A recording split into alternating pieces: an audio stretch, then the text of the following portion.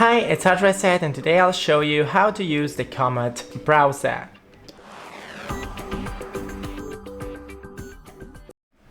So here we have the perplexity and we can ask anything.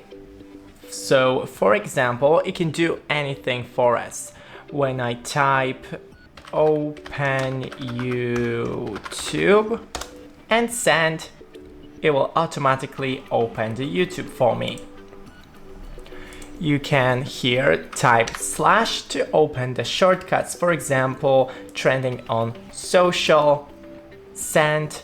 I want to know about the latest trending topics because that was, when I type / my pre-installed shortcut. To create the shortcut, just click create a shortcut, shortcut name and instruction.